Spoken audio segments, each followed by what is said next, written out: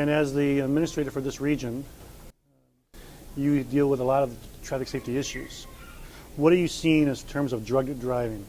Is that an issue here in this region or in the country?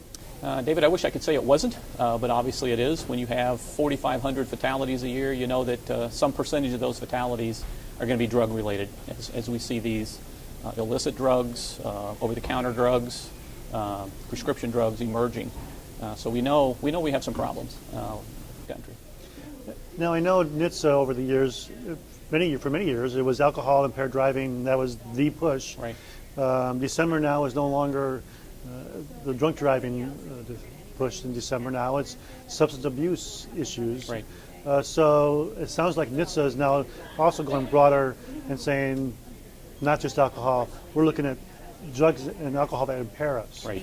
Yeah, I mean, I think everybody's well aware, and I think we've known this for a period of time, but we're more focused on the fact that we now know it's alcohol and most definitely other drugs that we're seeing out there. So we need to get the message out to the public.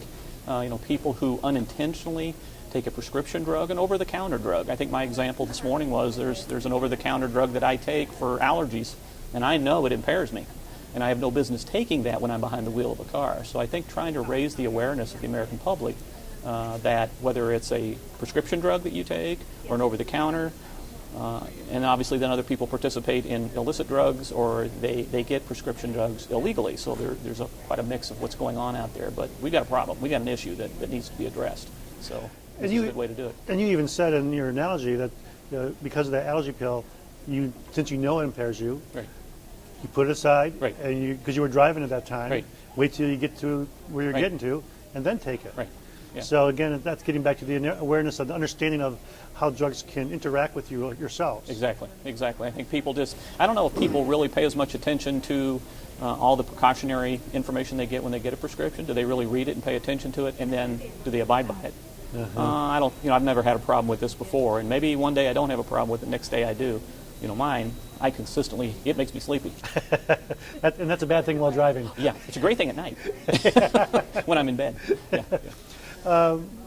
So to follow up that, what I'm hearing you also say is, and this is just to reaffirm the message, it's not just illicit drugs we're talking about when we talk about drug driving.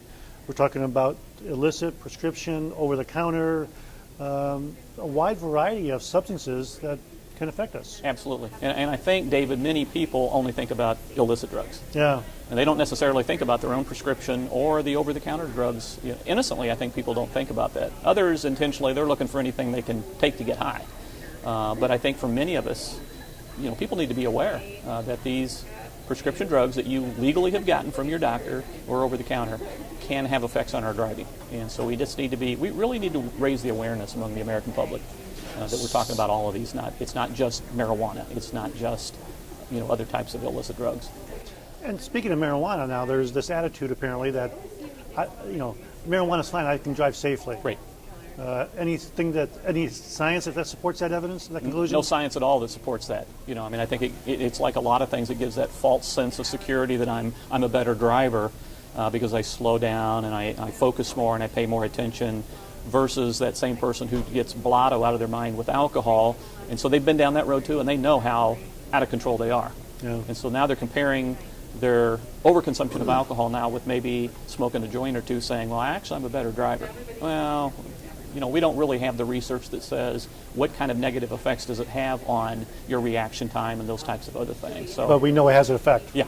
And we know that people are saying exactly what you said. Oh, I'm a better driver. Yeah. Yeah. So for those people that are listening, the parents that have the teens or the teens that are listening, what's your message to them? Yeah, I think for parents is, first of all, have a discussion with your kids, as tough as it may be sometimes. I'm a parent. I got 2 kids. They're older now. They're adults. But having those discussions with your kids, about whatever medications they may be on or whatever medications you're considering. I think many cases in this country, we kind of over-medicate to begin with. Mm-hmm. Oh, you have a pain, go get a pill.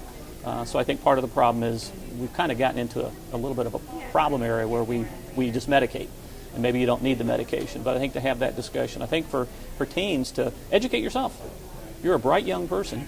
Maybe you need to do some research. I mean, I don't know that there's a thing I haven't found online on the internet relative to reliable sources where I can get information about anything, and I think this is the case too. So educate yourself. Educate yourself as a young driver about what effects these particular types of drugs can have on your system, and whether or not you should be driving or not. And I think you'll be surprised to find out you probably shouldn't be driving. Yeah. Yeah. Well, and I think one last thing to follow up to that too is if they educate themselves, SAD, which is represented here, I mean, their message obviously is, then share it with other teens. Be Exactly. peer-to-peer Share it with discussion. Your peers. You bet. Because I think that's powerful. You know, who did I listen to when I was a young person? Other young people. Yeah. I sure as heck didn't listen to my parents, who I respect and love and all, but I didn't, you know, they're going to give me bad information. I thought. I know better now.